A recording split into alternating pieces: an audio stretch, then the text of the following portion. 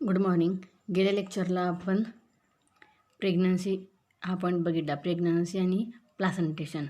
गेलेले जे बघितलं त्याच्यामध्ये लक्षात येते की 280 दिवसाचा प्रेग्नन्सीचा पिरियड असतो फ्रॉम द LMC. ह्याच्यानंतर जे काही बघितलेलं होतं फर्स्ट ट्रायमिस्टर, म्हणजे त्याच्यामध्ये 3 ट्रायमिस्टर आपण बघितले होते. फर्स्ट ट्रायमिस्टर, सेकंड ट्रायमिस्टर आणि third trimester. After that we see about the placentation. तर प्लासेंटेशनमध्ये आपण जे बघितलेलं होतं की 2 टाईपचे प्लासेंटा असतात. म्हणजे ॲक्च्युअली एकच टाईपचं असतं, पण मॅटर्नल अँड फिटल असे 2 टाईपचे प्लासेंटा असतात. प्लासेंटा मग जो फिटसकडून असतो त्याला म्हटलं तर कोरिओनिक व्हील आहे, ओके.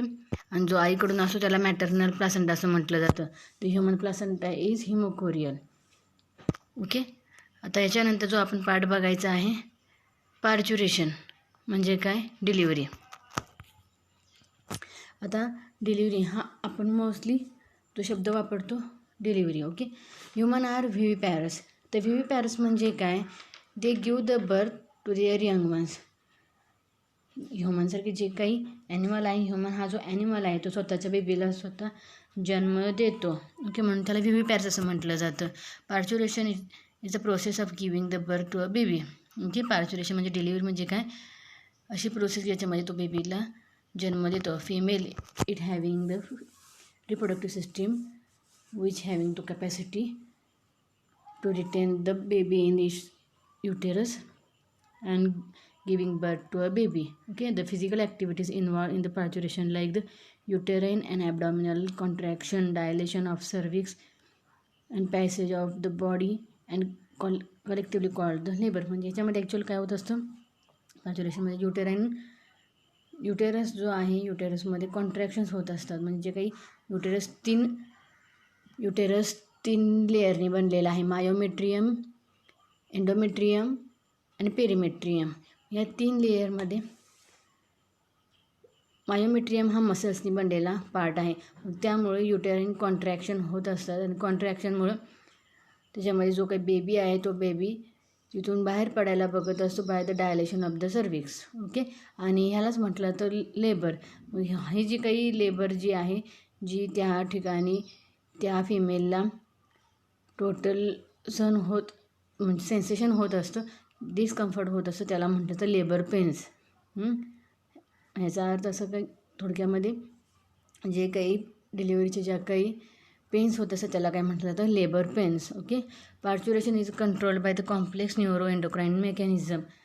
हे काही एका सिंगल हार्मोनमुळे होतं असं नाही, तर टोटल एक कॉम्प्लेक्स न्यूरो एंडोक्राईन मेकॅनिझम आहे की जो जेव्हा तो बेबी पूर्णतः फुल्ली फॉर्म होईल, पूर्णतः तयार होईल, तेव्हा काय होत असतं, तो बेबी किंवा तो फिटस जो असेल तो सिग्नल अराईज करतो.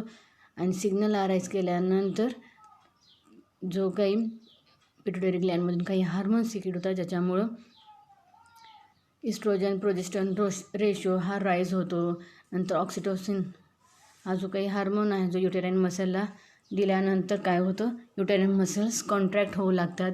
ह्या प्रोसेस ह्याच्यामध्ये होत असतात, ओके. म्हणजे mostly oxytocin it is a hormone which is responsible for the contraction of the muscles of the uterus, okay. मग आता ही जी आहे ही सगळी कॉन्ट्रॅक्शन होऊन जी काही बेबी बाहेर टाकलं जातं बॉडीच्या, ही प्रोसेस आपल्याला ह्याच्यामध्ये बघायची आहे. It is under the process of the ACTH. याच्यामध्ये काय होत असतं, कॉन्ट्रॅक्शन जे होत असतात secreting the adrenocortico hormone ACTH from the pituitary gland. आणि हे जे सगळं झाल्यानंतर जे काही इव्हेंट्स आहेत ते आपल्याला बघायचे in the form of 3 steps. First step is the dilation stage. तर डायलेशन स्टेजमध्ये काय होतं असतं, uterine contraction begins from the top forcing the baby towards the cervix. म्हणजे काय होणार आहे, जो काही कॉन्ट्रॅक्शन्स होतात ते कॉन्ट्रॅक्शन टॉपपासून सर्विक्सपर्यंत होत असतात. आणि त्यामुळं हे जे काही त्याच्यामध्ये असणारे कॉन्ट्रॅक्शनमध्ये काही पेन्स होत असतात आणि ब्लड कॉम्प्रेशन झाल्यामुळं ऑक्सिटोसिन हार्मोन काय करतो, युटेराइन कॉन्ट्रॅक्शन करतो. Uterine contraction stronger and stronger केल्यामुळं आपोआप तो बेबी काय होतो, पुश्ड डाऊन म्हणजे खाली येऊ लागतो युटेरसमध्ये. आणि त्याचा हेड जो असेल तो अगेन्स्ट सर्विक्स असल्यानंतर सर्विक्स हा डायलेटेड होतो आणि तिथून तो बेबी बाहेर टाकला जातो. By rupturing the amniotic membrane see in the diagram. आणि या डायग्रॅममध्ये आहे बघा, फर्स्ट डायग्रॅममध्ये इनिशियल फेजमध्ये दाखवलेला आहे baby having the placenta. Baby it is the actual fetus. बेबीलाच काय म्हटलं जातं, fetus having the placenta and there is a connection between the mother and baby is called the umbilical cord. There is a cervix which is a small mouth, the vagina having the large mouth. Okay, in the second active phase जेव्हा contraction होऊ लागतं त्या total युटेरसचं contraction होताना जो काही foetus असेल तो तिथंच आहे. सर्विक्सचा जो काही स्ट्रक्चर आहे, सर्विस जो आहे त्याची लेंथ काय झालेली आहे, डायलेट झालेला आहे तो, म्हणजे त्याचा आकार जो आहे तो वाढलेला आहे. आणि विथ द व्हाजायना आणि सर्विक्स या दोघांचा आकार काय झालेला आहे, वाढलेला आहे. वाढल्यानंतर सेकंड जी स्टेज आहे एक्सपल्शन स्टेज, त्याच्यामध्ये काय होतं, युटेरस जो आहे, युटेराइन आणि ॲबडॉमिनल कॉन्ट्रॅक्शन बिकम स्ट्रॉंग, अजून स्ट्रॉंग होतात. आणि युटेरसमध्ये दाबल्या गेल्यामुळं तो बेबी काय होतो, युटेरसमधून बाहेर पडतो बाय इफेस्ड सर्विक्समधून बाहेर, व्हाजायनामधून बाहेर टाकला जातो. म्हणजे जो काही बेबी आहे तो आईच्या पोटामध्ये जो असतो, जो युटेरसमध्ये असतो, युटेरसमध्ये कॉन्ट्रॅक्शन झाल्यामुळं तो बेबी बाहेर टाकला जातो by the dilating the cervix and vagina. After that तो बाहेर टाकला जातो. जो काही ही जी काही प्रोसेस आहे ती प्रोसेस किती वेळाची असते, तर 20 ते 60 मिनटाची ही प्रोसेस असते. आणि हे जो काही बेबी आहे तो बाहेर टाकल्यानंतर युम्बिलिकल कॉर्ड आहे जो काय केला जातो, टाईट केला जातो आणि कट ऑफ केलं जातं बाय द बेबीज नावल. म्हणजे त्याची जी काही नाळ असेल ती नाळ काय केली जाते, कट केली जाते. आणि कट करून तिथं युम्बिलिकल क्लॅम्प बसवला जातो, म्हणजे चिमटा बसवला जातो, जेणेकरून तिथून रक्तप्रवाह होऊ नये. ही झाली एक्सपल्शन स्टेज. पहिल्या डायलेशन स्टेजमध्ये काय होतं, युटेराइन कॉन्ट्रॅक्शन कंटिन्युअस होतात आणि बेबी बाहेर टाकण्यासाठी सर्विक्सपर्यंत तिथं तो ढकलला जातो. ओके, एक्सपल्शनमध्ये तो बेबी तिथून ढकलला जातो. नॉर्मल डिलिव्हरी असेल तर तिथून स्ट्रॉंगर अँड स्ट्रॉंगर लेबर पेन्समुळं, युटेरस कॉन्ट्रॅक्शनमुळं तो बेबी तिथून through the vagina and cervix the baby is comes out from the uterus. Okay, आता बेबी बाहेर आल्यानंतर त्या फिमेलमध्ये ती प्रोसेस कंप्लीट झाली अशी नाही. आफ्टर बर्थ झाल्यानंतर त्या बेबीमध्ये अजून प्लासंटा आहे. युटेरसमध्ये जे काही नरिशमेंटसाठी तयार केलेली जी काही प्रोसेस होती, हा प्लासंटा तिथंच होता. मग तो प्लासंटासुद्धा त्या युटेरसमधून बाहेर काढला जातो. ओके, मग ती जी प्रोसेस आहे ती 10 ते 45 मिनटाची असते. मग त्याच्यामध्ये after the delivery of the baby the placenta separate from the uterus and expelled out after birth due to the severe contraction of the uterus. अजून कॉन्ट्रॅक्शन होत असतात आणि सिव्हिअर कॉन्ट्रॅक्शनमधून त्या युटेरसमधून तो जो काही प्लासंटा आहे बाहेर टाकला जातो. 10 ते 45 मिनटाची ही प्रोसेस होत असते. Okay, this is about the parturition. आता पार्च्युरेशन झाल्यानंतर तो बेबी काय झाला, त्या आईच्या पोटातून बाहेर आला. मग त्याला आता जे काही फूड मिळत होतं आईच्या पोटातून, म्हणजे थ्रू द प्लासंटा जे काही नरिशमेंट मिळत होती, आता ती मिळणार आहे का, नाही मिळणार. मग त्या बेबीला कुठून मिळणार, तर बाय द लॅक्टेशन. लॅक्टेशन म्हणजे आता काय असणार आहे याच्यामध्ये, त्या आईनं पाजलेलं दूध, म्हणजे त्या प्रोसेसला काय म्हणलं जातं, lactation. The female having the mammary gland and that mammary gland are producing the milk at the end of the pregnancy. जेव्हा प्रेग्नन्सी होते तेव्हा प्रेग्नन्सी झाल्यानंतर, म्हणजे डिलिव्हरी झाल्यानंतर ती फिमेल काय करू लागते, मिल्क प्रोड्यूस करू लागते. आणि त्या प्रोसेसला म्हटलं जातं लॅक्टेशन. याच्यामध्ये कशामुळं, तर प्रोलॅक्टिन ह्या हार्मोनमुळं. Prolactin hormone, it is a hormone which is responsible for the production of the milk. Okay, कोणता हार्मोन, प्रोलॅक्टिन. आणि कॉन्ट्रॅक्शन ऑफ द युटेरससाठी कशासाठी होतं, पार्च्युरेशनसाठी ऑक्सिटोसिन हा हार्मोन. लक्षात ठेवा, हे 2 हार्मोन त्याच्यामध्ये गफलत होते. प्रोलॅक्टिन फॉर द लॅक्टेशन आणि oxytocin for the contraction of the uterus at the time of the delivery. Okay, मग आता लॅक्टेशन जे आहे तर लॅक्टेशनमध्ये जो काय असणार आहे, it having the nourishment for the baby. मग त्या लॅक्टेशनमध्ये मिल्क जे असतं ते milk the fluid secreted by the mammary Gland soon after the child birth is called the colostrum. त्या बेबी च्या जन्मानंतर त्या फिमेलच्या मॅमरी ग्लँडमधून जे काही सिक्रेशन बाहेर टाकलं जातं त्याला म्हटलं जातं कोलोस्ट्रोम. तर कोलोस्ट्रोम म्हणजे का दुसरं काही नाही तर it is a sticky and yellow fluid secreted by the memory Gland soon after the child birth. ते बेबीनं जन्म घेतल्यानंतर आईच्या मेमरी ग्लँडमधून सिक्रेट होणारं जे काही दूध असतं त्याला काय म्हणतात, सुरुवातीला निघणारं दूध त्याला कोलोस्ट्रोम म्हटलं जातं. त्याच्यामध्ये भरपूर अँटीबॉडीज असतात. AGI इम्युनोग्लोबिन्स म्हटलं जातं. इम्युनोग्लोबिन A भरपूर अँटीबॉडीज असतात. कशासाठी? तर त्या बेबीमध्ये रेजिस्टन्सिंग पॉवर किंवा इम्युन रिस्पॉन्स निर्माण व्हावा, स्वतःवर डिपेंड राहावं, याच्यासाठी त्या आईकडून त्याला मिळणारं, ह्या दुधामधून मिळणारं काय असतं, नरिशमेंट असतं. आणि ह्याच्यामध्ये फॅटचं जे कंटेंट आहे अगदी कमी असतं. फॅटचं कंटेंट कमी असल्यामुळं त्या अँटीबॉडी ज्या असतात त्या अँटीबॉडीज ज्या कोलेस्ट्रॉलमध्ये असतात ते त्या न्यूबॉर्न बेबीला मदत करत असतात for producing it's immune response. स्वतःची रोगप्रतिकारक क्षमता वाढवण्यासाठी कोलोस्ट्रोम हा जो काही केमिकल आहे, हे जे काही स्टिकी सबस्टन्स आहे तो स्टिकी सबस्टन्स त्या बेबीला हेल्प करत असतो स्वतःची रोगप्रतिकारक क्षमता वाढवण्यासाठी. आणि का तर त्याच्यामध्ये अँटीबॉडीज असतात. कोणत्या अँटीबॉडी? Immunoglobin A. AGA म्हणजे काय? Immunoglobin A. ओके. त्याच्यानंतर आता दुसरा जो पार्ट आहे रिप्रोडक्टिव्ह हेल्थ. तर रिप्रोडक्टिव्ह हेल्थ म्हणजे काय? तर वर्ल्ड हेल्थ ऑर्गनायझेशन WHO हे आपल्याला माहीत आहे. तर ही जी काही WHO आहे त्यांनी काही केलेलं आहे, रिप्रोडक्टिव्ह हेल्थ जी आहे ती प्रत्येकाला कळावी, ह्याच्यामध्ये काय आस्पेक्ट्स आहेत. मग फक्त ती रिप्रोडक्टिव्ह सिस्टीमशी रिलेटेड नसेल, इमोशन, बिहेवियरल, सोशल आस्पेक्ट हे सगळे आस्पेक्टचा विचार करून यांनी काही मुद्दे मांडलेले आहेत. ओके.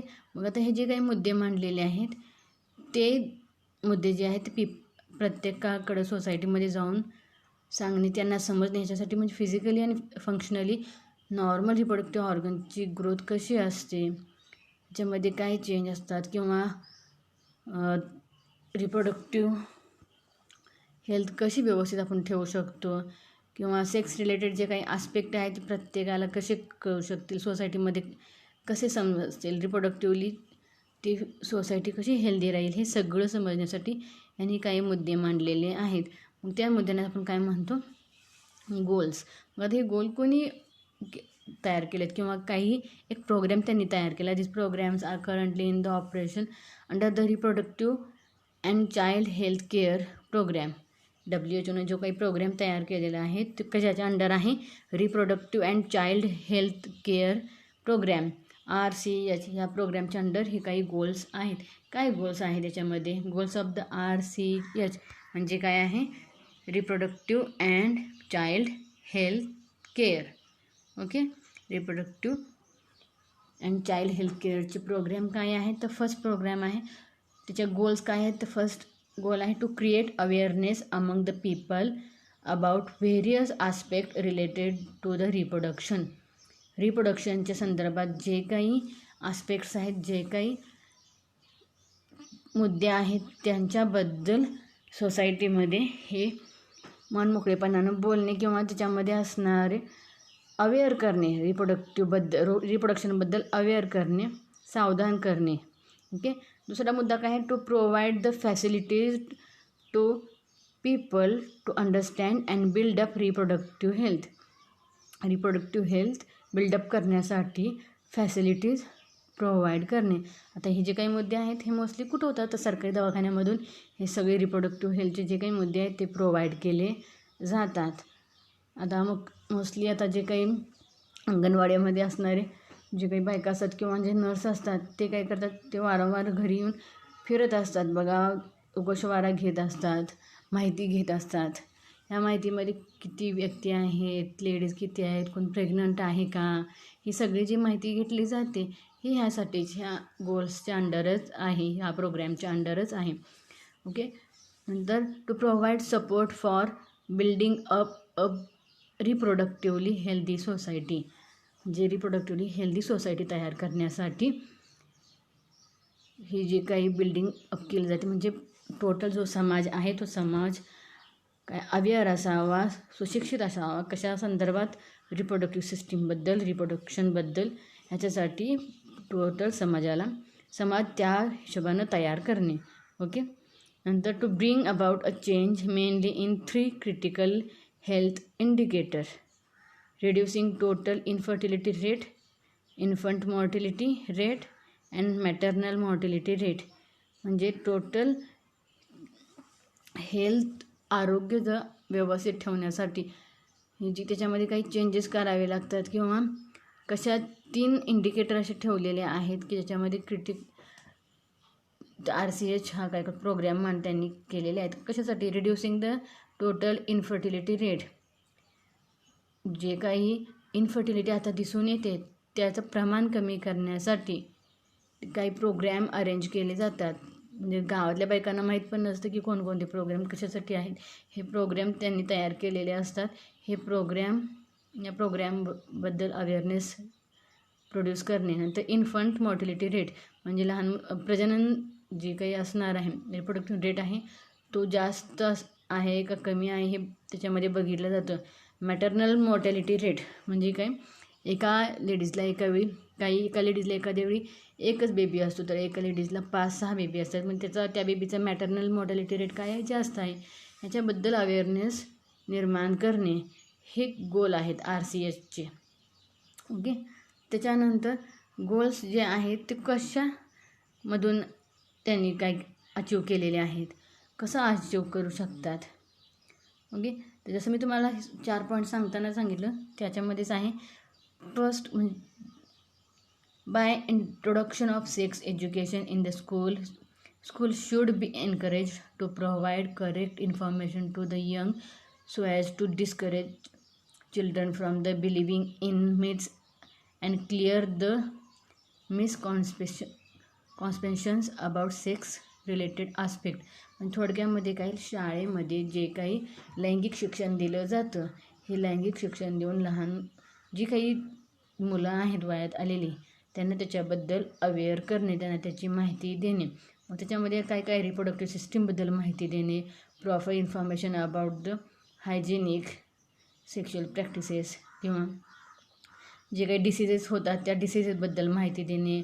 जेव्हा प्रॉब्लेम येईल तेव्हा प्रॉब्लेममध्ये कोणती हायजेनिक कंडिशन यूज करावी ह्याच्याबद्दल माहिती देणे किंवा